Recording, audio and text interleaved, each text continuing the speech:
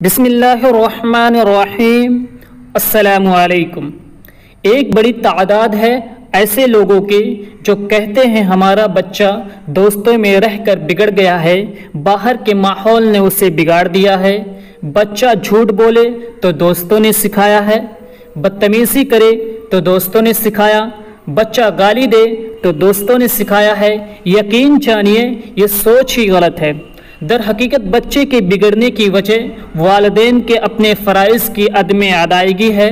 شروع سے ہی بچے کی تربیت کو اہم فریضہ سمجھا جاتا، بچے کی پرورش کو اولین ترجیح دی جاتی تو یہ بچہ دوستوں میں جا کر کبھی خراب نہیں ہوتا بلکہ دوستوں کی اصلاح کا سبب بنتا۔ بچہ پیدا ہوتے ہی دوستوں میں نہیں جا بیٹھتا، پیدا ہوتے ہی اس کے دوست اسے لینے نہیں آ جاتے، پیدا ہوتے ہی آوارہ گردی شروع نہیں کرتا، پیدا ہوتے ہی سگریٹ نہیں پکڑتا۔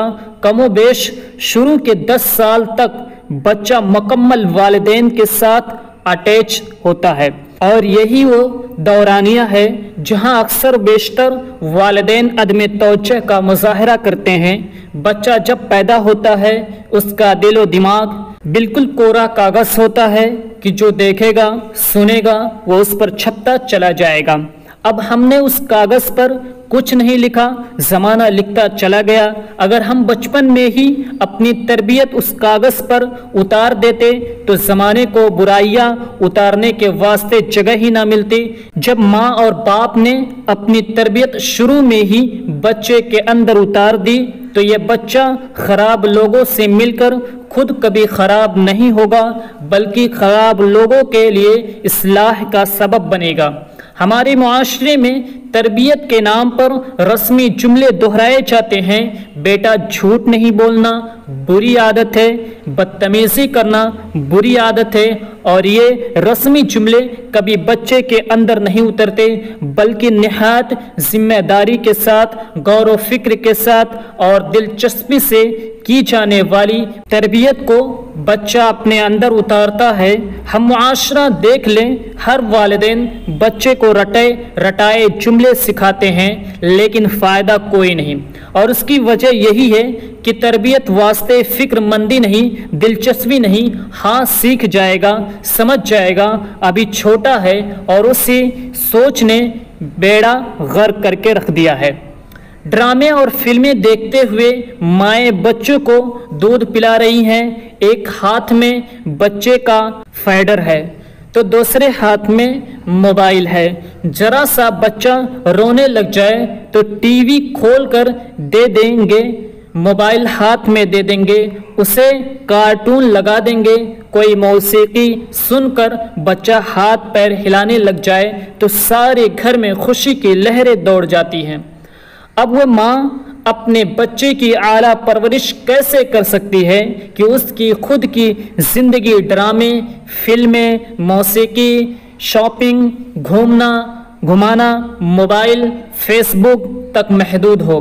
ایک نظر باپ کی ذمہ داریوں پر ڈالیں تو بس وہی رسمی معاملات کی بچے کے خرچے پورے ہو رہے ہیں، ضرورتیات و خواہشات پوری ہو رہی ہے۔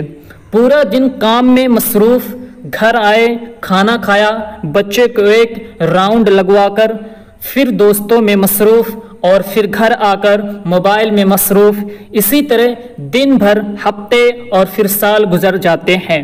لہٰذا اس بچے کی تربیت کا جو سب سے اہم دورانیہ تھا وہ والدین نے اپنی ہی مصروفیات، اپنی ہی مستیوں میں ضائع کر دیا۔ بعد میں سر پکڑ بیٹھے کہ اولاد نافرمان ہے، اولاد بدتمیز ہے، دوستوں نے بگاڑ دیا، ماحول نے خراب کر دیا۔ ارے بھائی، ماحول کے ساتھ تو وہ بعد میں جڑا ہے، دوستوں تو اس کے بعد میں بنے ہیں، اتنے سالوں سے تو وہ آپ ہی کے پاس تھا۔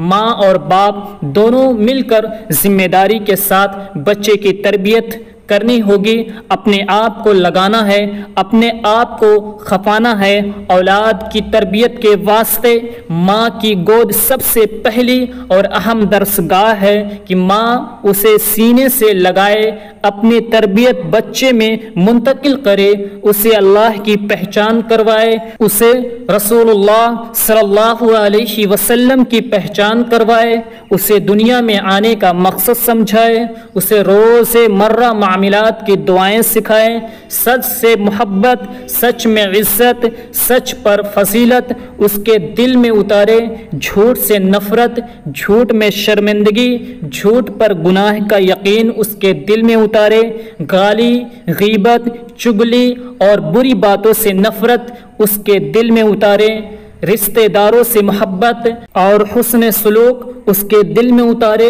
جب ماں کے اندر دین ہوگا، ماں کے اخلاق اچھے ہوں گے تو یہاں نسلوں کے نسلیں پروان چڑھیں گی۔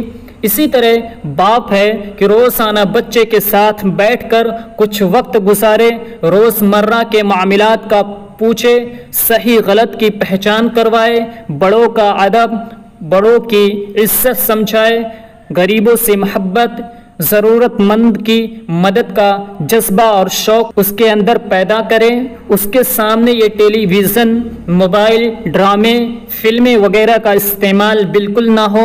اس کے سامنے لڑائی، جھگڑے، گالم گلوچ، شور و شرابہ بالکل نہ ہو۔ بچے کے سامنے سب سے آپ جناب سے بات کرے۔ بچہ ذرا بڑا ہو جائے تو اسے نماز پر اپنے ساتھ لے کر جائیں، اسے لوگوں سے ملنا جلنا سکھائیں، اچھے کام پر اس کی حوصلہ افزائی ہو، فارغ اوقات میں پاس بیٹھا کر رسول اللہ صلی اللہ علیہ وسلم اور صحابہ کرام کے واقعات سنائیں۔ ایسے ماحول سے نکل کر آپ کا شہزادہ جب باہر کی دنیا میں آتا ہے تو کبھی باہر کے لوگوں سے خراب ہو کر نہیں آئے گا، بلکہ ان کے لیے اصلاح کا سبب بنے گا، ان کے لیے خیر کا سبب بنے گا۔ جہاں جائے گا اپنی اچھائی چھوڑ آئے گا، جہاں جائے گا والدین کا نام چھوڑ کر آئے گا۔ اور یہ شہزادہ دنیا میں تو والدین کے لیے سر بلندی کا باعث بنتا ہی ہے، لیکن اپنے اچھے اعمال و کردار کی بدولت والدین کے انتقال کے بعد قبر میں بھی ان کے لیے راحت و سکون کا ذریعہ بنے گا۔ اللہ تعالیٰ سے دعا ہے کہ اللہ تعالیٰ ہم سب کو اپنے اولاد کی اچھی تربیت کرنے کی توفیق عطا فرمائے، آمین۔